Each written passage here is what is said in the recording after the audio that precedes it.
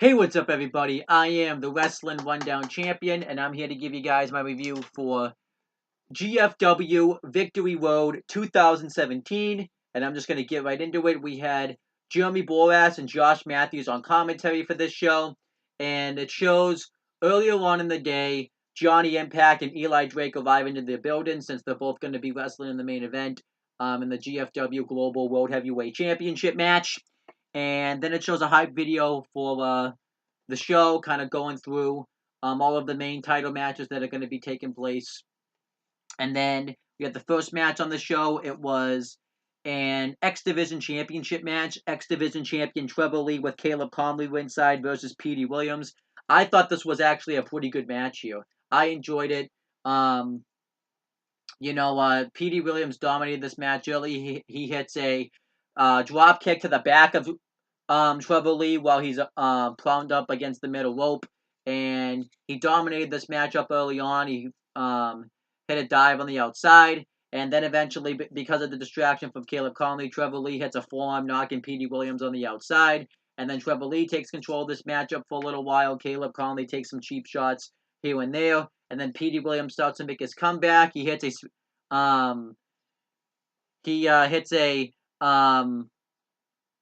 Uranagi into a Russian leg sweep. He hits a cool DDT, and then eventually he's about to get the win with the Canadian Destroyer, but Caleb Conley comes up on the apron, and this distracts Petey Williams, and then Petey Williams hits a suicide dive on the outside on to Caleb Conley, and then he hits a springboard DDT and then a Canadian Destroyer onto Trevor Lee. He goes for the cover. Caleb Conley pulls out the referee, and he gets ejected from ringside, and then Trevor Lee hits Petey Williams off the head with the championship. Petey Williams is still able to kick out, and then Trevor Lee hits a double stomp right to the shoulders of Petey Williams for the win. Overall, I thought this was a pretty good match. I'll give it 3 1/4, and I got to do my ups. I liked a segment where Johnny Impact and Eli Drake arrived to the arena. That will get an up. The hype video package will also get an up, and the X Division Championship match will get an up. And then we're in LAX's lair, and you could see that Loki is there, but they don't really want to show him because they know he's not signed with the company by this point. And they pretty much talk about how they're gonna destroy OBE just like they did back in Tijuana, Mexico. This was a pretty good promo segment. I'll give it an up. And then we had a knockouts 6-person tag team match. Rosemary, Gail Kim, and Allie versus Taya Valkyrie, Sienna, and Taryn Terrell. Decent 6-woman tag. This was 6 knockouts tag. This was a 2-star match. The heels get the heat for a while on Gail Kim, and then eventually Allie gets the hot tag, and then everybody starts to get into a brawl, and eventually Sienna rolls up Allie holding the ropes for the win. I guess it made sense for the heels to go over since we haven't really seen much of Sienna the past few episodes, and Sienna's the champion, so she should look strong, so whatever. I actually personally thought that the faces were gonna win because Gail Kim, Allie, and Rosemary really haven't looked that credible as of late, but whatever. This was alright, gets a thumbs in the middle. And then I think I know what the next segment was. And then Eli Drake backstage, and he's upset that his couch isn't there, and he's upset that he claims he's the golden boy, and everyone's trying to take everything away from him. Well, that's going to end tonight when he retains his G.F.W. Global World Heavyweight Championship against Johnny Impact, and that's not an insult. That's just a fact of life.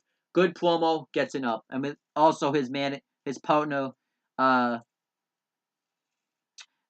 Chris Adonis was there as well. And then we had a segment with Grado, and him and Joseph Park go out to eat, and Joseph Park gives him his royalty check, and then Joseph Park has to leave, and Grado opens it and sees something weird there, so I don't know what that's leading to. I didn't like the segment at all. Getting it down, and then Mackenzie Mitchell interviews Johnny Impact, and we find out Johnny Impact took the couch from him, and he said that he could get used to this lifestyle, having Eli Drake Finch, just like he's going to have his global World Heavyweight Championship when he takes Eli Drake to Slamtown. Good promo, gets an up. And then we had a James Storm promo segment, and he talks about how AAA is pretty much trying to make their name off of G.F.W. And then he gets a G.F.W. chant going, and he talks about how he's been in this company since day one, and he's not going to let AAA take it over. And then Tiano Jr., or however you say his name, comes out, and James Storm wants to fight him. And he even talked about how this has nothing to do with America versus Mexico. Everybody's human beings. This is about G.F.W. versus AAA. And James Storm gets in a fight with Tiano, and then eventually, Hijo Del Fantasma comes out, and it's 2-on-1. Tiano Jr. hits a super kick on him, and pretty much they just talk about how this is just about proving that AAA is the #1 wrestling promotion in the world. And then he goes to hit him off the head with a beer bottle to get the message really sent out there. And EC3 runs out, or Ethan Carter III, and makes the save. And afterwards, they still tease like James Storm and EC3 have history with each other because they did a segment with them backstage. And then eventually they end up shaking hands. And then backstage, James Storm and EC3 both want matches. They want a tag team match with Jim Cornette. Well, no, they want a tag team match with these guys. And they go ask Jim Cornette for one, and Jim Cornette accepts.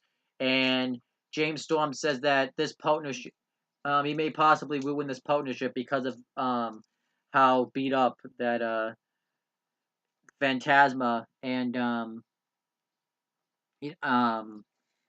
Tiano Jr. are gonna be. So I didn't like any of this stuff. I didn't like the segment or the backstage. So they both get downs. And Jim Cornette even did a promo talking about the Knockouts division. I'll give that an up. And then it showed in episode 3 of Forged, where the 3 finalists were signed and stuff. That was okay. Gets a thumbs in the middle.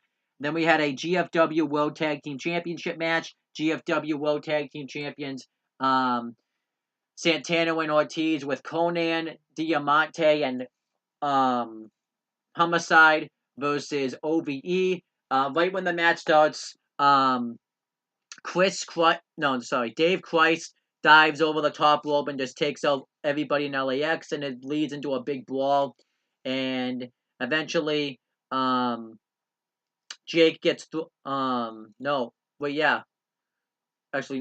Jake gets thrown into the steel steps by Ortiz, and Santana and Dave start to go at it. They get the heat on Dave for a while. I thought they hit some nice double team tag team moves on him.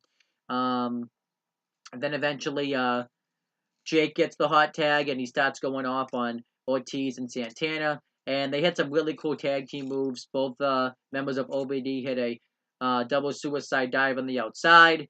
I'm trying to remember. There was another tag team move that they hit. The superplex into a power bomb to what that on Santana, and they tried to get the win, but Ortiz broke it up. Ortiz hit the Death Valley driver onto Chris right into Dave, and then eventually the finish comes when Dave hits a DDT onto Santana and gets the win, and OBD become the new GFW World Tag Team Champions.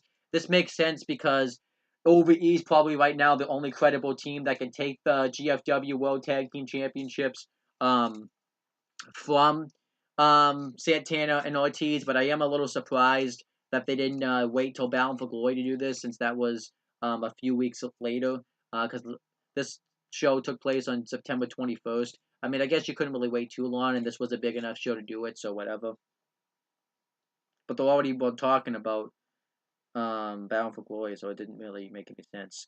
Then it showed a backstage segment of Lashley training with America's top team, and then they see that the cameraman's there, and they tell the cameraman to leave. This was dumbed down.